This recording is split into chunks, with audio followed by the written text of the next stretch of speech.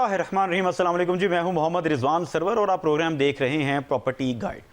नाज़रीन, आज के प्रोग्राम में बात करेंगे आइंदा आने वाले बजट के हवाले से कि इस बजट में रियल एस्टेट सेक्टर को कौन से रिलीफ दिए जा रहे हैं और कौन सी पॉलिसीज़ ऐसी हैं जिनको बेहतर करने की ज़रूरत है। हमारे साथ इस प्रोग्राम में एक्सपर्ट्स मौजूद होंगे और हम तजवीज़ लेंगे उनसे कि इस बजट में कौन कौन से टैक्सेस हैं जिन पर रिलीफ देने की ज़रूरत है, कंस्ट्रक्शन इंडस्ट्री को कितना रिलीफ देना ज़रूरी है और इसके साथ साथ एक जो डेवलपर है जो प्रोजेक्ट डिलीवर करना चाहते हैं उनके लिए क्या मराहत ज़रूरी हैं और एक आम आदमी जो अपना घर बनाना चाहता है उसके लिए क्या ज़रूरत है। ख़ास तौर पर हम बात करेंगे घरों के हवाले से कि जो अफोर्डेबिलिटी है, एक आम आदमी अफोर्ड नहीं कर पाता अपना घर और फिर वो घर के साथ साथ जो टैक्सेस हैं उसकी भी एक भरमार है। इस पर हमने बात करनी है ताकि हुकूमत खास तौर पर इस बजट में एक बड़ा रिलीफ दे। जिस तरह बकिया इंडस्ट्रीज को, खास तौर पर आईटी की हम बात करते हैं, आईटी इंडस्ट्री को रिलीफ दिया जाता है, इसी तरह रियल एस्टेट सेक्टर को रिलीफ की बहुत ज़रूरत है। आज के प्रोग्राम में ये तमाम सवालात पर बात करेंगे और इंशाल्लाह इसके जवाबात की भी तलाश करेंगे और ख़ास तौर पर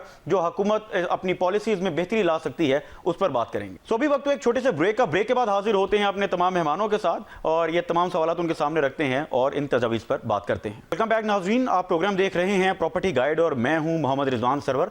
हमें लाहौर स्टूडियोज़ में ज्वाइन किया है साबिक सदर फेडरेशन ऑफ रियल्टर्स पाकिस्तान जनाब मेजर रिटायर रफ़ीक हसरत साहब ने। आपको वेलकम करते हैं। इसके साथ साथ हमें इस्लामाबाद से ज्वाइन किया है जनाब सरदार ताहिर महमूद साहब ने, जो कि सदर इस्लामाबाद स्टेट एजेंट्स एसोसिएशन हैं, जबकि कराची से हमें ज्वाइन किया है जौहर इकबाल साहब ने, जो कि सदर डिफेंस एंड क्लिफ्टन एसोसिएशन है। आप सब मेहमानों को खुशामदीद कहते हैं। मेजर साहब, आपकी जानिब आऊँगा, क्या कहेंगे? बजट की आमद है और इस वक्त इलेक्शंस के बाद बहुत सारी एक्सपेक्टेशंस थी गवर्नमेंट से।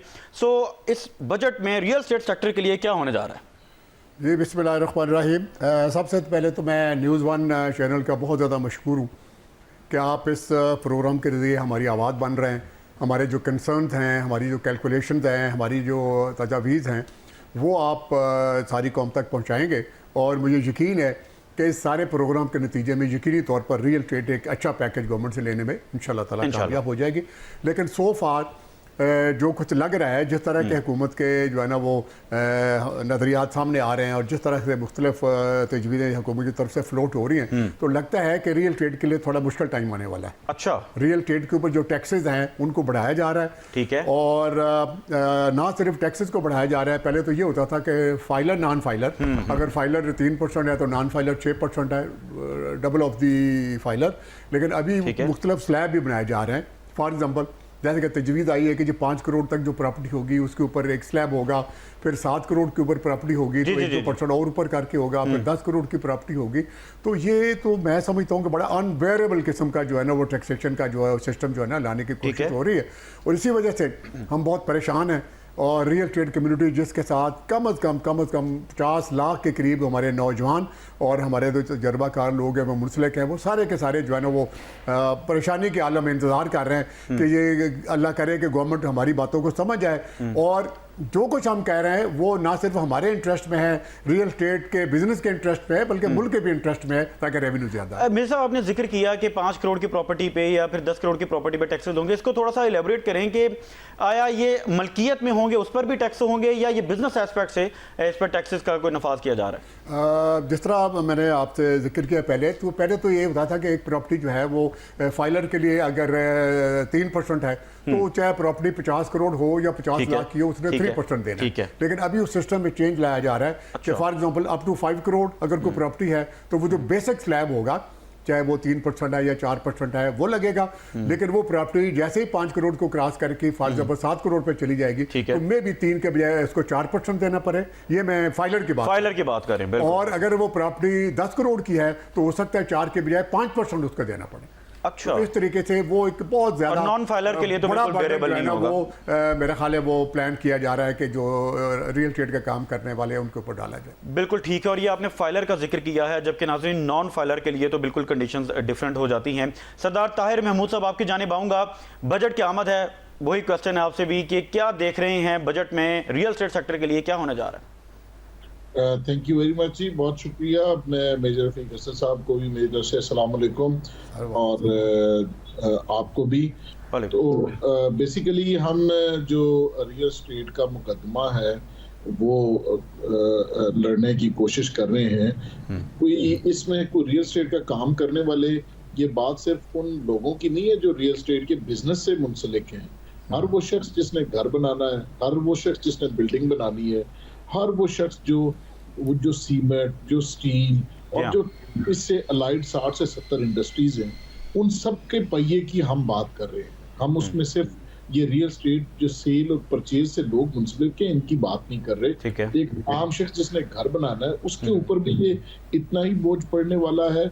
और जो इन्वेस्टमेंट लोग किया करते थे, अब इन्वेस्टमेंट दीगर डेस्टिनेशंस की तरफ जो है वो अगर डायरेक्ट होना शुरू हो गई है, जैसे दुबई है, जैसे मलेशिया है, जैसे टर्की है।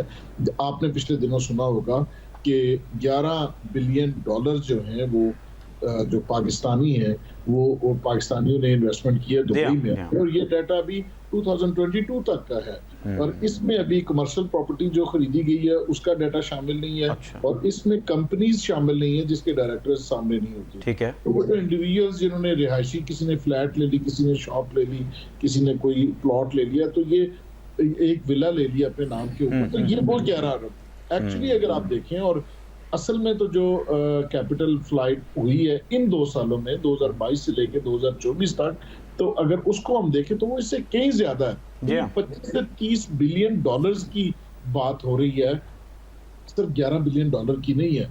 क्योंकि हमारे यहाँ पर कंड्यूसिव एनवायरनमेंट नहीं है, अनफेयर टैक्सेशन है। हर साल सिर्फ वो लोग जो ऑलरेडी फाइलर्स हैं, आसान तरीन एफपीआर के पास काम है कि वो उन्हीं के ऊपर 2-2, 3-3, 1 से 3% लास्ट ईयर किया। इस दफा 3 से लेके 7% तक की बात चल रही है कि प्रोग्रेसिव टैक्सेशन होगी। तो और दूसरा 7E ऑलरेडी इन फील्ड है, हालांकि मुख्तलिफ हाई कोर्ट्स ने इसके खिलाफ डिसीजन दिए हैं। और ऑलरेडी हमारा जो इन्वेस्टर भी है और रियल एस्टेट से किसी ने अपने अगर रेनी डेज के लिए प्रॉपर्टी कोई संभाल के बचा के रखी है, तो वो तमाम लोग भी यहाँ से अपनी प्रॉपर्टी सेल करके, क्योंकि उनको एफपीआर वैल्यू का 1% हर साल टैक्स पे करना पड़ता है as a deemed rental income. तो जो हमारा बजट है, इस बजट में भी कोई ऐसी अच्छी खास हमें लुक्रेटिव किस्म की कोई बजट या कोई फैसिलिटेशन वाला बजट नहीं नजर आ रहा। जो चीजें प्रपोज की जा रही हैं वो इंतहाई मजीद मुश्किल हालात पैदा करने वाली चीजें हैं। ओवरऑल हालात ये है कि वैसे ही इस पाकिस्तान में काम करना और बिजनेस करना दुनिया का मुश्किल तरीन काम है। डेवलपमेंट अथॉरिटीज हैं वो किसी को अप्रूवल देने के लिए तैयार नहीं है, तो लोगों को हम खुद हाँक के दूसरी डेस्टिनेशन की तरफ भेज रहे हैं कि यहाँ से निकल के आप मुझे बताएं। ये कहते हैं कि इन्वेस्टमेंट जो है वो फैक्ट्रीज और कारखानों और एसएमईज के अंदर करे। एक शख्स जो ओवरसीज बैठा हुआ है वो वहां सर पैसा भेज के यहाँ कौन सी इंडस्ट्री लगाएगा? आपने उसको यहाँ पर बंद किया, उसने जाके दुबई में चीजें लेना शुरू कर दी। क्या ये खाली वो पाकिस्तानी तो नहीं है जो इस मुल्क में रहते हैं, इनके साथ तो जो किया, तो ये तो गए जो पाकिस्तान में सरमाया बाहर से आ रहा था उसको भी आपने रीडायरेक्ट कर दिया दूसरी। डॉक्टर साहब, जिस तरह आपने जिक्र फरमाया कि बहुत सारी इंडस्ट्रीज मुंसलिक हैं, यकीनन बहुत से लोगों का रोज़गार भी इससे वाबस्ता है। सो ये बजट में रिलीफ देना इसलिए भी ज़रूरी है कि बहुत सारे लोगों का जो रोज़गार है वो चलता रहे। सो क्या देखते हैं कि इस वक्त का जो सबसे बड़ा मसला है रियल एस्टेट सेक्टर का और ख़ास तौर पर कंस्ट्रक्शन इंडस्ट्री का, वो क्या है? देखिए जी, इन्फ्लेशन की वजह से जो कंस्ट्रक्शन की कॉस्ट है वो बहुत ही ज्यादा बढ़ चुकी है। ठीक है। पहले स्टील की प्राइसेस 1 लाख रुपए से स्टार्ट हुई और इस वक्त 2.5 लाख रुपए टन के ऊपर जो स्टील है उसकी प्राइस है। इसी तरह सीमेंट को अगर आप देखें तो सिर्फ ये पिछले दिनों की बात है कि कोई 1400 रुपए टन के पीछे फिर इंक्रीज हुआ पिछली 14 तारीख से लेके इस वक्त तक। आप सीमेंट खरीद रहे हैं, आप कोई चीज खरीदने के लिए जाए, हमने माल बेचा हुआ है 7,000 रुपए 8,000 रुपए पर स्क्वायर फीट के ऊपर, हमें अब कॉस्ट कर रही है 11,000 12,000 रुपए पर स्क्वायर फीट।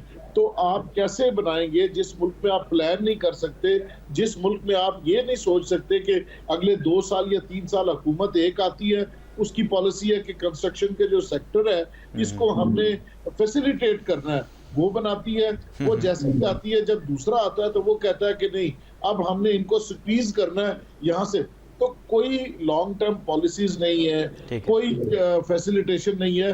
क्या दुबई में जो 11 अरब डॉलर है तो उन्होंने वहां पे जाके कारखाने लगाए हैं, उन लोगों ने भी जाके रियल एस्टेट बाय किया है वहां पर, बिल्कुल एनवायरमेंट मिला है तो उनको वो बाय किया है। अगर वहां पर वो कंस्ट्रक्शन और इतने बड़े मेगा स्ट्रक्चर्स बने हैं, इतनी चीजें हैपनिंग हो रही है, तो हमारे पास तो, और वो रेगिस्तान है, और बिल्कुल वहाँ ये रियल एस्टेट सेक्टर में ही इन्वेस्टमेंट हो रही है। और अभी हम सिर्फ बात कर रहे हैं रेजिडेंशियल एस्पेक्ट से, अभी कमर्शियल प्रॉपर्टीज का रिकॉर्ड एक सेपरेट है, फिर उसके बाद बहुत सारे बिजनेसेस वहाँ किए जा रहे हैं और वो भी रियल एस्टेट के हवाले से हैं, उस पर भी हम बात इंशाल्लाह करेंगे। जौहर इकबाल साहब का गालिबन इंटरनेट इशूज़ हैं, उनसे भी बात करते हैं, लेकिन मेजर साहब आपकी जानिब आऊँगा, चूँकि कंस्ट्रक्शन मटीरियल के हवाले से सरदार साहब ने बात की है, आप क्या समझते हैं, बहुत सारे हमारे बिल्डर्स ऐसे हैं जो डिलीवर करना चाहते हैं मगर कंस्ट्रक्शन मटेरियल की जो कॉस्ट है वो बहुत ज़्यादा इंक्रीज़ कर चुकी है, सो उनके लिए भी बहुत ये बड़ा एक मसला है। सो इस हवाले से कोई ऐसी एसोसिएशन, जिस तरह आपसे मैंने बात की, सरदार साहब से बात की, जौहर साहब से भी करेंगे, कोई हुकूमत को कोई पॉलिसी बना के दी गई है, इस बजट के हवाले से कोई किसी किस्म की कोई मीटिंग्स हुई हैं, आप क्या देख रहे हैं कि कंस्ट्रक्शन मटीरियल के हवाले से कोई बेहतरी आएगी? बिस्मिल्लाहिर्रहमानिर्रहीम। सरदार साहब ने, चूँकि वो इन बिग वे कंस्ट्रक्शन में इन्वॉल्व है और बड़ा उन्होंने राइटली हाईलाइट कर दिया है जो कि इश्यूज़ हैं कंस्ट्रक्शन, ये बहुत बड़ा इशू है, बिल्कुल बहुत बड़ा इशूज़ है। और मैं समझता हूँ कि दो तरह के बिल्डर्स हैं, दो तरह के लोग हैं जो कंस्ट्रक्शन में इन्वॉल्व हैं। एक तो वो लोग हैं जो बड़ा हाई एंड जो है ना वो अपार्टमेंट या कमर्शियल बिल्डिंग्स और इस तरह की कंस्ट्रक्शन करते हैं, और दूसरे वो लोग हैं जो आम आदमी के लिए सस्ती इकोनॉमिकल जो बिल्डिंग है वो डिज़ाइन करते हैं ताकि आम आदमी जो है ना वो उसको ख़रीद सके और ले सके। ये जिस तरह आपने कहा है कि इसके लिए जो कंस्ट्रक्शन इंडस्ट्री है उसको कैसे फैसिलिटेट किया जाए, किस तरह उसको अफोर्डेबल बनाया जाए, तो मेरा हुकूमत के सामने ये मुतालबा है कि जो हाई एंड की चीज़ें हैं भले वो तो किसी न किसी तरीके से अफोर्ड कर लेंगे। जिसने 4 करोड़ का अपार्टमेंट लेना है या 5 करोड़ का या 6 करोड़ का, वो 5.5 करोड़ का भी ले लेगा। लेकिन जो बेचारा गरीब आदमी है जिसने 1-2 बेड का अपार्टमेंट लेके अपने बच्चों अपनी फैमिली के सर छुपाने के लिए जगह बनानी है, अगर उसको आप 50 लाख के बजाय उससे 55 लाख भी मांगेंगे तो उसके लिए सारे का सारा सिस्टम जो है ना वो ख़राब हो जाएगा और सारा उसका जो बजट है वो डिस्टर्ब हो जाएगा। लिहाजा मेरा अपना ख्याल है कि जिस तरह ये जो हुकूमत आई है, पर्टिकुलरली मैं देखना हूँ कि हुकूमत पंजाब और फेडरल गवर्नमेंट भी कुछ ना कुछ इस तरह की रिफॉर्म कर रही है कि फॉर एग्जांपल किसानों को ट्रैक्टर दिए जाएं, सस्ते रेट के ऊपर दिए जाएं, सब्सिडी पर दिए जाएं, खाद के लिए पैसे दिए जाएं, और ख़वातीन को स्कूटीज दी जाएं, इसी तरीके से बाकी मुख्तलिफ शोबों के लिए जो है ना वो फैसिलिटेशन की जाए। तो मेरा अपना ख्याल यह है कि उनको ये भी अंडरस्टैंड करना चाहिए कि गरीब आदमी को छत देना ये भी वेलफेयर में शामिल है। बिल्कुल ठीक, इसको वो बहुत बड़ी कोई लग्जरी ना समझे। जो लग्जरी वाले लोग हैं उनके साथ भले वो ठीक है टफ हैंडेड जो है ना वो सलूक करें। ये जो लोग हैं जिन्होंने अपने सर छुपाने के लिए लेना है, उनको बेचारा सारी जिंदगी पता नहीं कैसे जोड़ तोड़ करके अपने चीज़ें बेच के, सोना बेच के, अपनी वाइफ के जो जहेज है उसमें से कुछ बेच के वो कोशिश करता है, उसको सब्सिडाइज करना चाहिए। बिल्कुल ठीक है। वो जब तक ये नहीं करेंगे गरीब आदमी को चेक नहीं मिलेगी। और 70% कम से कम वो लोग हैं जो कि पॉवर्टी लाइन से नीचे हैं और 90% वो लोग हैं जिनको आप समझ सकते हैं कि वो मिडिल क्लास है, लोअर मिडिल क्लास है। इनके लिए डेफिनेटली कंस्ट्रक्शन में उनको ज़रूर कोई पैकेज लेके आना चाहिए, चीज़ों को सब्सिडाइज करना चाहिए ताकि हर आदमी का अपने घर में रहने का ख्वाब पूरा हो सके। बिल्कुल ठीक है। और इस पर भी बात करेंगे कि इस वक्त जो रिक्वायरमेंट है लाहौर में कितने घरों की है, कराची में कितने घरों की है, ओवरऑल पूरे पाकिस्तान में कितने घरों की है। मगर जिस तरह मेरे साहब आपने जिस तरफ इशारा किया कि डिफरेंट प्रोजेक्ट्स स्टार्ट हो रहे हैं खाद के हवाले से या किसान को रिलीफ दिया जा रहा है, रियल एस्टेट सेक्टर पर बात हमें कोई खातिर ख्वाह नज़र नहीं आती। जौहर इकबाल साहब आपकी जानिब आऊँगा, क्या फरमाएंगे, बजट आने वाला है और बजट के हवाले से क्या एक्सपेक्ट कर रहे हैं, क्या रिलीफ हुकूमत देगी, हुकूमत रिलीफ देगी या नहीं देगी, किस तरह से देख रहे हैं? देखिए, रियल एस्टेट सेक्टर को तो इन्होंने जो है वो लॉकडाउन से निकाला ही नहीं है। ठीक है, पाकिस्तान भर से, दुनिया भर से लॉकडाउन खत्म हो गया है, लेकिन रियल एस्टेट सेक्टर वो सेक्टर है जिसमें अब तक लॉकडाउन लगा हुआ है। आपने सरदार ताहिर साहब को भी सुन लिया, आपने मेजर हसरत साहब को भी सुन लिया। हमारे सेक्टर में इस वक्त बदकिस्मती ये है कि पूरे पाकिस्तान में 1.25 करोड़ घर की शॉर्टेज है और ये वो बदकिस्मत सेक्टर है जिसके अंदर गवर्नमेंट किसी भी सतह से कोई रिलीफ देने के लिए तैयार ही नहीं है, बल्कि टैक्स की पॉलिसी लाके और हम पे एक जुल्म किया है कि हम पे एक डीम रेंटल इनकम टैक्स भी लगा दिया, 1% तसर्रुआती टैक्स, जो कि पूरा का पूरा जो है वो ज़कात के पैरेलल एक टैक्स है। हर मुसलमान, पाकिस्तान में 90% मुसलमान रहते हैं जो कि अपनी सेकंड प्रॉपर्टी पे 2.5% ज़कात देते हैं। ये 1% टैक्स जो है वो हमारे एक फाइनेंस मिनिस्टर थे, वो तोहफा देके चले गए।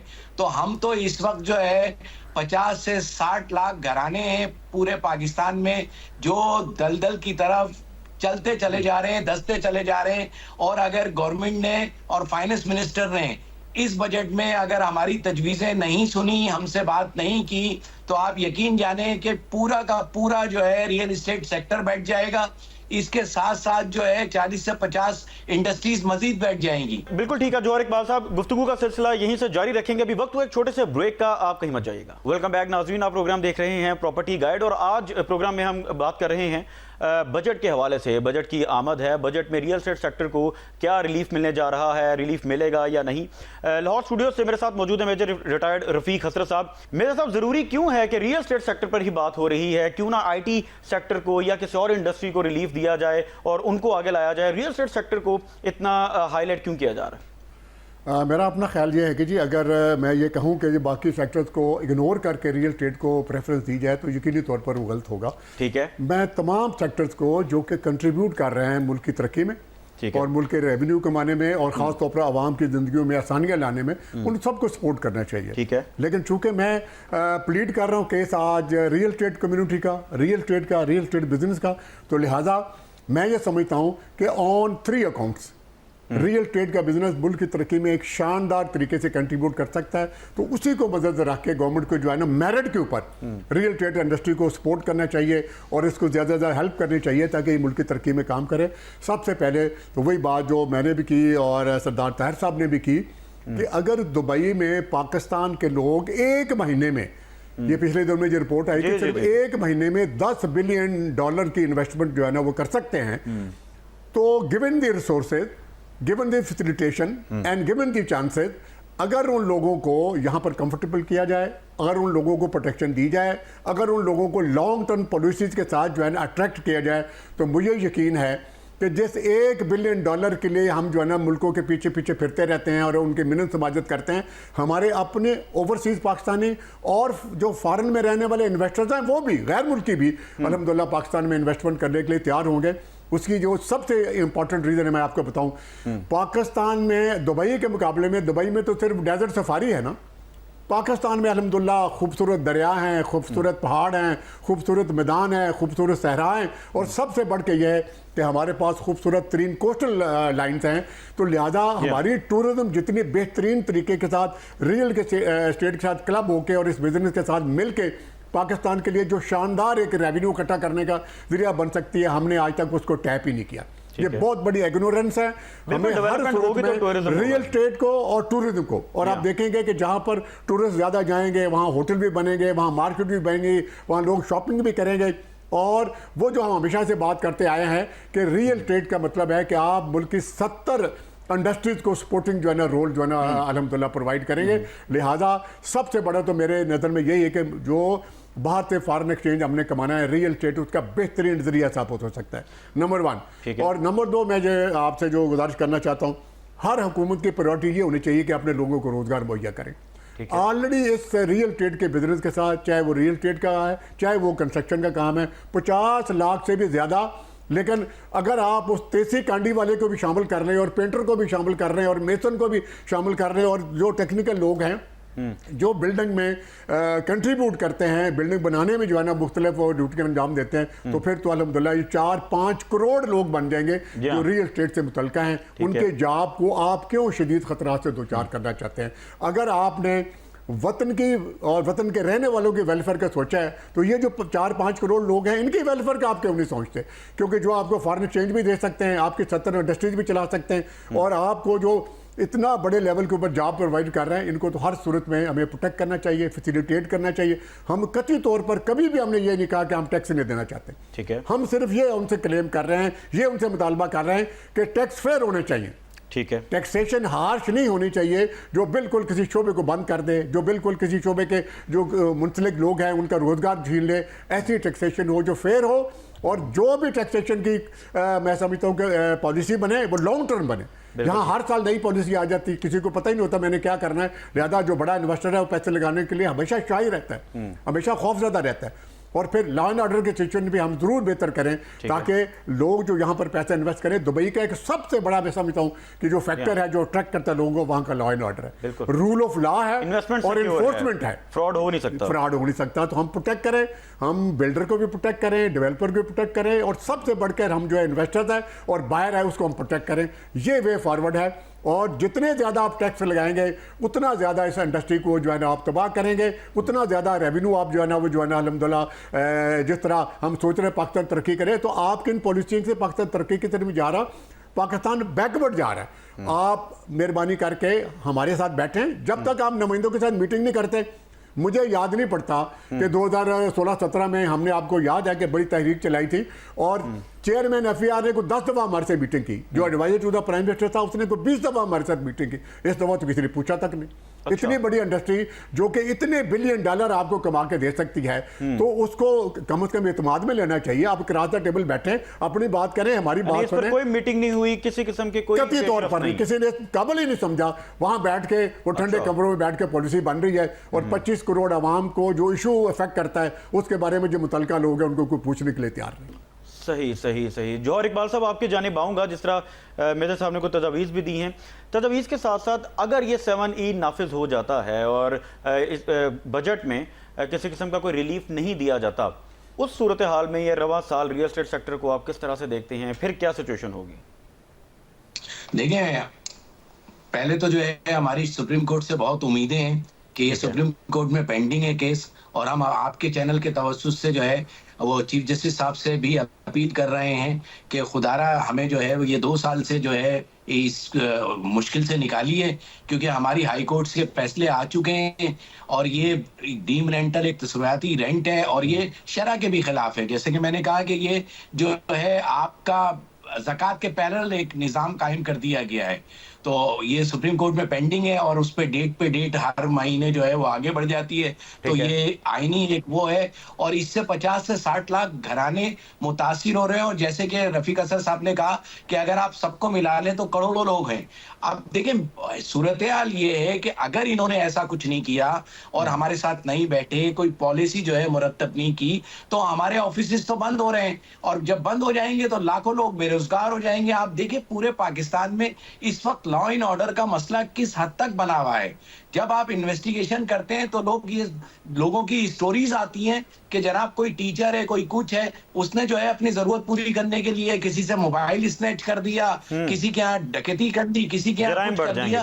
तो ये क्राइम रेट भी इसलिए बढ़ रहा है। अच्छा सुनिए, जो तकलीफ दे बात है वो ये है कि इस गवर्नमेंट ने अब तक जो है वो किसी किस्म की पॉलिसी जो है वो डिस्कस नहीं की है।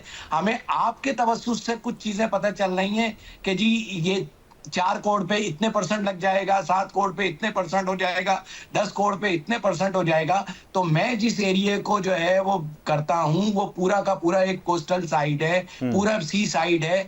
हम दुबई की पॉलिसीज को क्यों नहीं अपना सकते?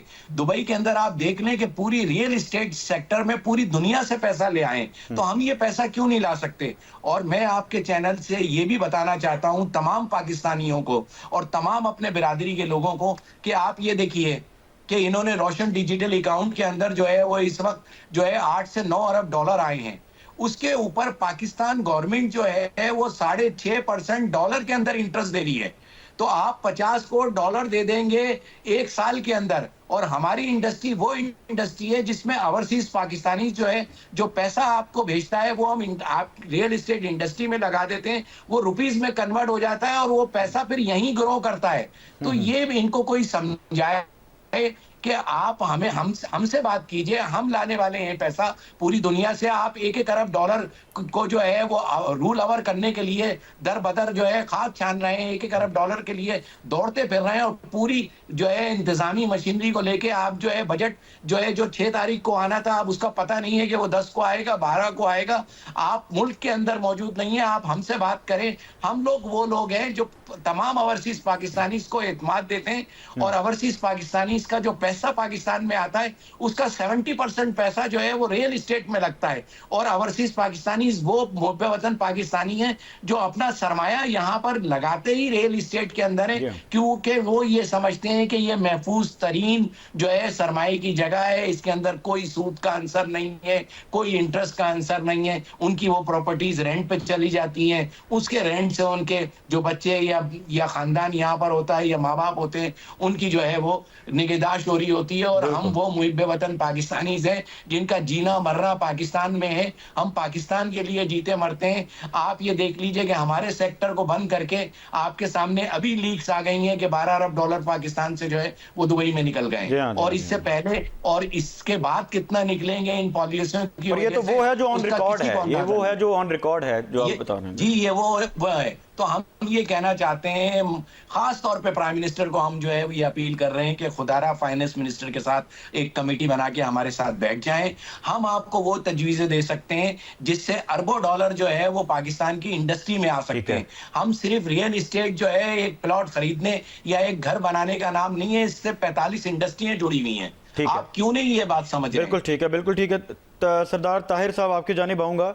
सरदार साहब, अगर यही सूरत हाल रही तो बहुत से डेवलपर्स इस तरह से हैं जो आसान इकसात पर हाई राइज प्रोजेक्ट्स लॉन्च कर चुके हैं या हाउसिंग प्रोजेक्ट्स लॉन्च कर चुके हैं, तो वो डेवलपर कहाँ खड़ा है? जिस तरह ओवरसीज का जिक्र किया जौहर साहब ने, तो ओवरसीज जो पाकिस्तान में सरमायाकारी करता है, जो एक ट्रस्ट की बेस पे सरमायाकारी करता है और ये समझता है कि उसकी जमा पूंजी महफूज है और जब वो 20 साल बाहर लगा के पाकिस्तान आएगा तो उसके लिए एक छत यहाँ तैयार होगी, तो उस ओवरसीज का जो ट्रस्ट शेक होता है तो मुल्क की क्रेडिबिलिटी भी खराब होती है। तो ये बात तो बहुत दूर तक जाती है। तो आप क्या देखते हैं कि इन कवानीन से या डेवलपर को कितनी बड़ी हिट आ सकती है और प्रोजेक्ट डिलीवर फिर जो डिलीवरी रेट है वो कितना मुतासिर होगा?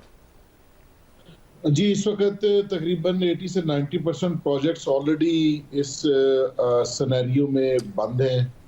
आप देखिए जो स्टील का कारोबार है वो तकरीबन ज़्यादातर लोग 60-70% लोग डिफॉल्ट के करीब है। बैंक इतने ज्यादा हाई हैं कि वो रिस्क पे हैं इस वक्त मिर्जा साहब। वो जितने ज्यादा लोन्स हैं वो लोन रीपे नहीं कर पा रहे, वो भी क्योंकि कंजम्पशन नहीं है। और कंजम्पशन क्यों नहीं है कि प्रोजेक्ट्स बंद पड़े हैं। और प्रोजेक्ट्स क्यों बंद पड़े हैं कि हमारी तवज्जो नहीं है इस काम की तरफ कि इन लोगों को हमने फैसिलिटेट करके इन लोगों के लिए कोई थोड़ा सा रिलीफ मुहैया करना है। देखिए आप ये बात कर रहे थे कि बजट में रिलीफ क्या मिलेगा। हम इस पे भी खुश हैं कि जो जैसे चल रहा है इसको ऐसे ही चलने दिया जाए, सिर्फ एक 7E खत्म करके। तो हम अगर 7E को खत्म कर दिया जाए तो वैसे जैसा चल रहा है उसको भी चलने दिया जाए, सिर्फ लोगों को काम करने दिया जाए, लोगों को तंग ना किया जाए। ठीक है। यहाँ पे कारोबारी आदमी सुबह उठता है तो 3 FPR के नोटिस घर पड़े होते हैं, दरवाजे के ऊपर उसके इंतजार कर रहे होते हैं सुबह उसके दफ्तर के बाहर। तो इनको कोई काम नहीं है FPR वालों को, सवाए इसके कि जो ऑलरेडी टैक्स पेयर्स हैं उनके ऊपर टैक्स बेस फ्रॉड करने के बारे में सारी दुनिया इनको कहती है। ये इतनी बड़ी एस्टेब्लिशमेंट है FPR की, तो ये लोग क्या करते हैं? ये सिर्फ ये कर क्या रहे हैं कि जो ऑलरेडी टैक्स पेयर्स हैं उनके ऊपर बर्डन मजीद डालते जाए कि वो जाएं और जाके जो टैक्स नेट में लोग शामिल नहीं है उनको टैक्स नेट में शामिल किया जाए। हमसे बैठ के पूछें, हम इनको बताएंगे कि आपकी रेवेन्यू स्ट्रीम किस तरीके से बढ़ सकती है, आपके रेवेन्यू के जो अहदाफ हैं वो किस तरीके से पूरे हो सकते हैं। किसी सेक्टर को बंद करके आप किस तरीके से रेवेन्यू अपना बढ़ा सकते हैं। मेरे ऊपर 10% सिर्फ एक ये टैक्स एडवांस टैक्स 7% होगा, गेन टैक्स 7% जो मुझे मौके पे देना है, तो अगर वो होगा मैं ट्रांजैक्शन ही नहीं, मेरी कॉस्ट ऑफ ट्रांजैक्शन इतनी बढ़ जाएगी, मैं ट्रांजैक्शन ही नहीं कर पाऊंगा, तो आपको रेवेन्यू मिलेगा कहाँ से? तो ये समझने की जरूरत है कि कॉस्ट ऑफ ट्रांजैक्शन तब कम करेंगे तो ट्रांजैक्शन भी बढ़ेगी, आपका रेवेन्यू भी मल्टीपल टाइम्स आपको मिलेगा। लोगों को घर बनाने में और मासेस के जो घर बनने हैं वो इसी 5 मरला 10 मरला गरीब लोगों के जो घर बनने वो इसी तरह बन सकते हैं। गवर्नमेंट के पास किसी किस्म का कोई प्रोग्राम नहीं है पहले आए थे वो कह रहे थे हमने 50 लाख बनाना है, वो बना के चले गए। अब ये जो आए हैं ये पता नहीं कितने लाख बनाएंगे, कैसे बनाएंगे, कुछ भी नहीं, जब तक आप लोगों को साथ शामिल करके और उनको रिलीफ देके जो स्टेक होल्डर्स हैं उनके साथ बैठ के पॉलिसीज नहीं बनाएंगे, आपकी हमेशा पॉलिसीज जो है वो इसी तरह की रहेंगी और आप हमेशा नाकाम रहेंगे। बिल्कुल ठीक है। और अभी इस पर भी हमने बात करनी है कि घरों का कितना बहरान है। मेजर साहब से बात करेंगे। मेजर साहब बिल्कुल अभी वक्त है छोटे से ब्रेक का, ब्रेक के बाद हाजिर होते हैं, तो इसी टॉपिक को यहीं से इंशाल्लाह कंटिन्यू करते हैं, आप कहीं मत जाइएगा। वेलकम बैक नाज़रीन, प्रोग्राम देख रहे हैं प्रॉपर्टी गाइड और आज बात हो रही है बजट के हवाले से। आया बजट में रियल एस्टेट सेक्टर को और ख़ास तौर पर कंस्ट्रक्शन इंडस्ट्री को क्या रिलीफ मिलने जा रहा है, और अगर रिलीफ ना मिला तो उस सूरत में क्या सूरत हाल होगी और ये रवां साल किस तरह गुजरेगा, और अगर रिलीफ मिल गया तो उसमें क्या बेहतरी हो सकती है। मेरे साथ लाहौर स्टूडियो से मौजूद है मेजर रिटायर्ड रफ़ीक हसरत साहब। रफ़ीक हसरत साहब, क्या कहेंगे जिस तरह अफोर्डेबिलिटी की बात आती है घरों के हवाले से, तो एक आम आदमी अपना घर नहीं बना पा रहा और इस वक्त कितने घरों का बहरान है, इस पर भी हमने बात करनी है। तो अब किस तरह देखते हैं कि एक वो आदमी जो एक मिडिल क्लास से है, 3 मरला 5 मरला का अपना घर बना सकता है, सो उसके लिए कोई रिलीफ प्लान किया जाए, आया किसी कैटेगरी तो को एटलीस्ट फिल्टर कर लिया जाए, कोई ऐसे पैरामीटर्स बना दिए जाएं कि एक आम आदमी अपना घर बना सके, तो इसको किस तरह से देखते हैं? जी, मैं जो मुख्तलिफ हमने चीज़ें डिस्कस की हैं वो भी बड़ी इंपॉर्टेंट है, लेकिन अवामी नुक्ता निगाह से आम आदमी और ख़ास तौर पर इस मुल्क की जो 70-80% आबादी है उसके पॉइंट ऑफ व्यू से मैं ये रिकमेंड करना चाहता हूँ गवर्नमेंट को कि एक तो चूँकि अभी ज़मीनों की कीमतें बढ़ गई हैं और शहरों के करीब ख़ास तौर पर बढ़ गई हैं, एक तो गवर्नमेंट ये प्लान करे कि मोटरवेज़ के साथ साथ नए जहाँ पर इंडस्ट्रियल जोन बन रहे हैं वहाँ छोटे शहर बने। एक तो बड़े शहरों के ऊपर जो इंफ्रास्ट्रक्चर का दबाव है वो कम हो जाएगा, ट्रैफिक का दबाव है, पोल्यूशन है, बहुत सारी जो खराबियां हैं, वो लॉ एंड ऑर्डर जो है ना ख़राब हुआ है बड़े शहरों की वजह से, तो वो उसको ठीक करने के लिए छोटे शहर बनाएं जहां पर छोटे प्लाट 3 और 5 वाला जो प्लॉट है इसको फोकस करें, क्योंकि हमने मुल्क की जो 70-80% आबादी है उसकी बाइंग पावर इतनी ही है, वो तो 10 मरले भी अभी नहीं खरीद सकता। और उसके साथ साथ वहाँ ये मैंडेटरी करें कि जितने भी हाउसिंग सोसाइटीज़ हैं वो कम अज़ कम जो है ना अपने 10 से 25% रकबे के ऊपर अपार्टमेंट बनाएं।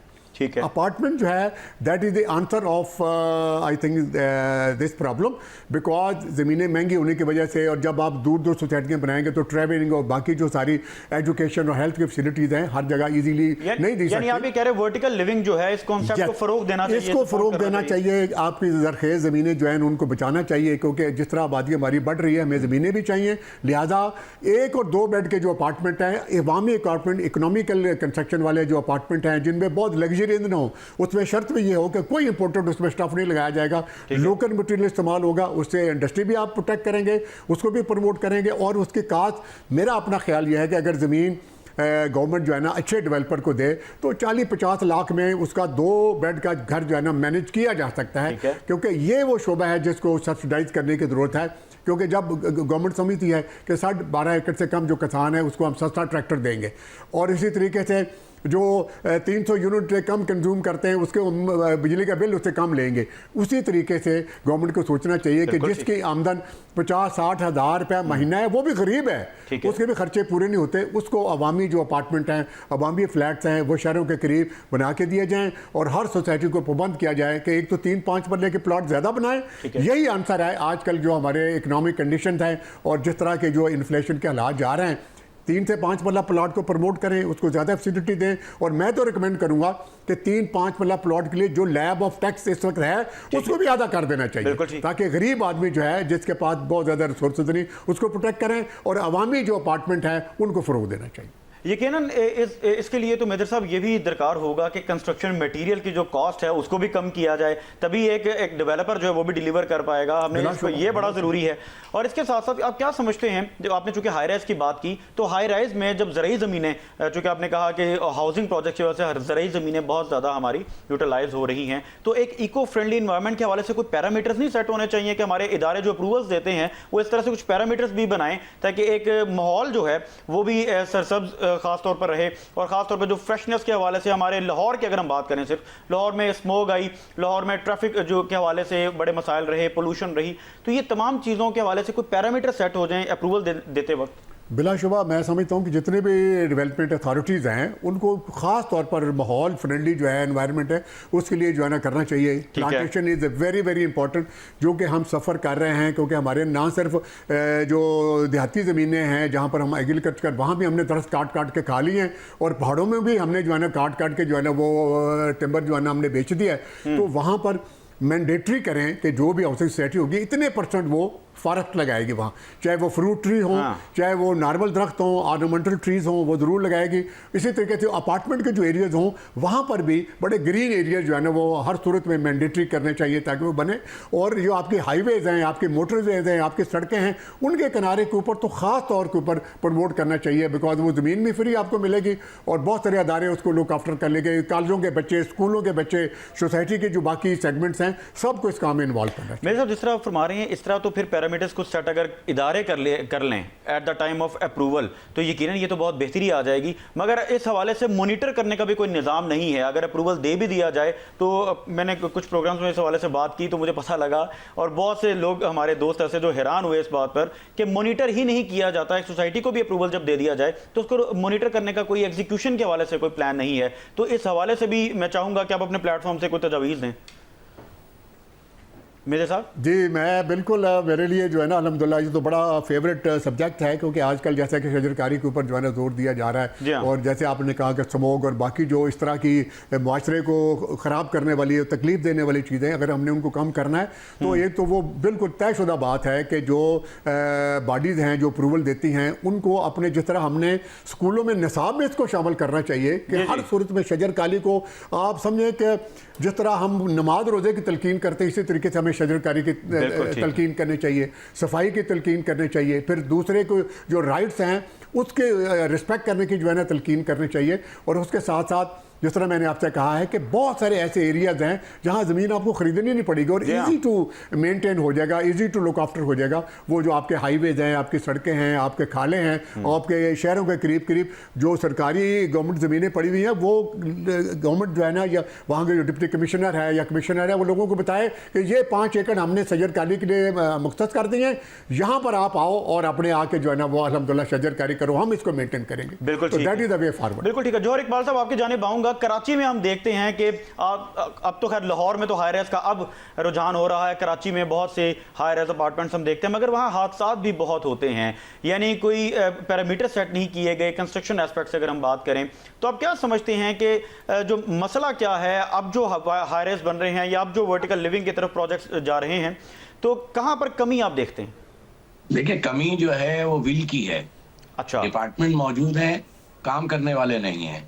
मेयर कराची के अंडर जो है वन रूफ तमाम की तमाम सोसाइटीज, तमाम के तमाम जो है डिपार्टमेंट जो कि सर्विसेज प्रोवाइड करते हैं सिविक, वो मेयर के अंडर आने चाहिए। ठीक है। और मेयर जो है वो जवाबदेह हो, क्योंकि वो इलेक्टेड नुमाइंदा है, हमने उसको चुना है वोट देके। तो मिनी पाकिस्तान ये शहर है, इसका मेयर भी जो है वो पावरफुल होना चाहिए, इसके मेयर के पास तमाम इख्तियारात होने चाहिए। तमाम डिपार्टमेंट जो कि सिविक उसके अंदर आते हैं, चाहे वो बम डिस्पोजल डिपार्टमेंट है, चाहे वो फायर ब्रिगेड का डिपार्टमेंट है, चाहे वो वाटर एंड सेवरेज है, और ये है, उसका पूरा का पूरा कराची का जो है वो एक जो है जवाबदेह हो, और वो होना चाहिए मेयर कराची।